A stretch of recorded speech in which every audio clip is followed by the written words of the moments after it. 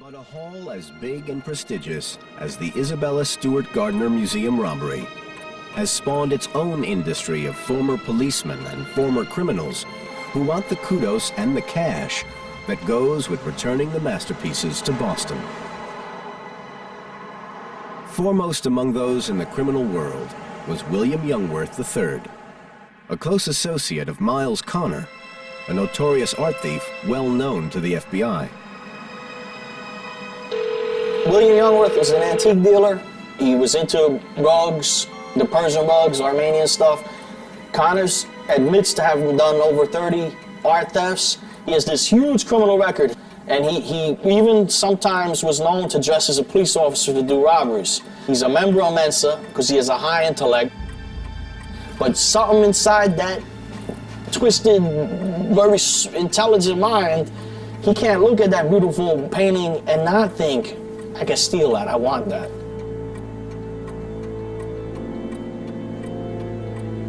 Both Youngworth and Connors were prime suspects for the Boston heist, but there was a problem for the police.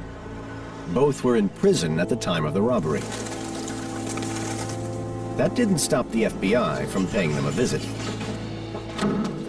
The first time I was directly confronted by any law enforcement entity behind the Gardner robbery was approximately 72 hours after the robbery occurred, when agents accused me of knowing something about the robbery. When I asked them, why are you here asking me about this? I mean, I'm sure you noticed those guard towers and the men with the guns and the razor wire and all the fences you had to pass through to come in here and accuse me of this. I assure you they don't give you weekend passes to go out and rob things here. They found that a bit amusing. One of the agents said, hey, Bill, you know what? There's just not a lot of people that do this type of thing. It's a short list and you're on the top of it.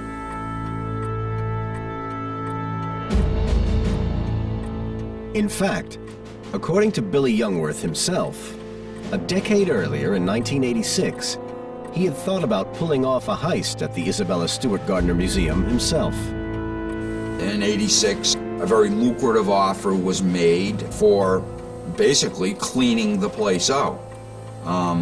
Had the '86 event happened, the damage to the collection would have been far more substantial. Everything of value would have went. Everything of value would have went. If you have the keys and the compliance staff and all night to work, why take one when you can take everything?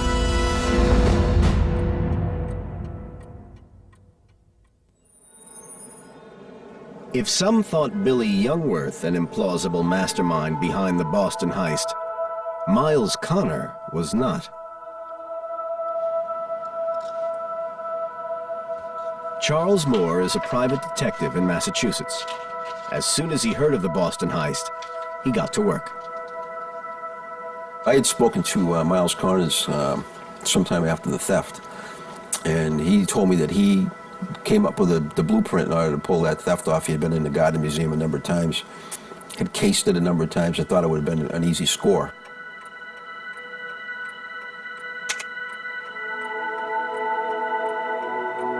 He told me that he actually set that theft up himself, but wasn't around to carry it out. And some people that he knew are the ones that actually pulled the theft off. He named those people, and the names have been in the paper. Unfortunately, both of those are dead. One was murdered, and the other died of natural causes. In my belief, those paintings are just stored someplace together, and I think they may still be in Massachusetts or somewhere in New England. Miles is doing the same thing that we're doing when he's trying to find these paintings. He has no clue where they are. He has a lot of speculation, but he doesn't know where the paintings are either. And I'm sure that Billy Youngworth has no idea where they are. But Billy Youngworth said he has.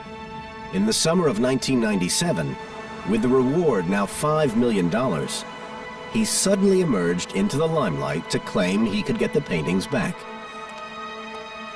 I stated very publicly I could facilitate and broker the return of this artwork. I was asking for a blanket amnesty that I couldn't be charged with any crimes connected to the Gardner. So I wanted a guarantee. They would just not give one. So we had to sort of figure out some middle ground to sort of force them into doing it with this public story. On August 27th, 1997, the Boston Herald ran a story headlined, "We've Seen It." The article said a reporter was taken by some mysterious figures to a remote warehouse in the Northeast.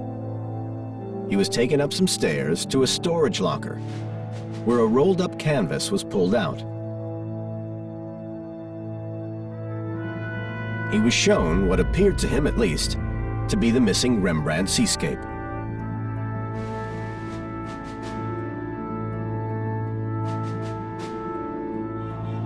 Meanwhile, Billy Youngworth had gone to New York, where he says he met executives from the Isabella Stewart Gardner Museum, prepared to do a deal with him for the recovery of the paintings. I did in fact meet with these people. They advanced me a small amount of money. I did not ask for anything, and we directly get into the negotiation of the reward. This is that controversial point where Youngworth says he got 10 grand from one of the trustees in the museum. They, I think to this day, still deny that. He got out of the heat of the press and he went to New York City.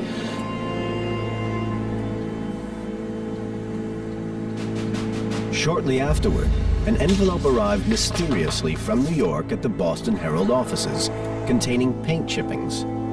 At first, it was thought they were from a Rembrandt painting, but that idea was dismissed by experts. Someone else tested it and said it's missing a special varnish that Rembrandt used on his paintings during that time period, so it cannot be the Rembrandt. Con man, he's a con man. No deal. Rembrandt had a big workshop. The materials that he used were not just unique to his workshop either. So a paint sample out of context could come from any 17th century Dutch painting. But if the chips didn't come from a Rembrandt, could they have come from another painting from the museum? Youngworth certainly thinks they could. The paint chips they got, they immediately tested them against the wrong paintings. When they were pointed in the right direction, all they would come back and say was they're completely consistent with the Vermeer. That the color, the pigmentation, and all of the characteristics of the chips were consistent with that. What they got was a genuine material. What they chose to do with it was not address it. But within 3 months, Youngworth was back in jail for an unconnected offense. His role as a possible intermediary in ruins. I believe that he temporarily had his hands on those paintings. People in the underworld, they don't have freedom of speech. You just don't talk, you know. And these guys came out and said, we can recover these paintings. They had to have some kind of blessing or permission to say that, you know. I mean, you just don't come out and say we can do it. That's a big, dangerous statement to make. You got the heat from the law enforcement, from the bad guys, and from these crime bosses who were heavy hitters. They weren't just some thugs on the street. So I mean, I think he had temporarily held on to these paintings.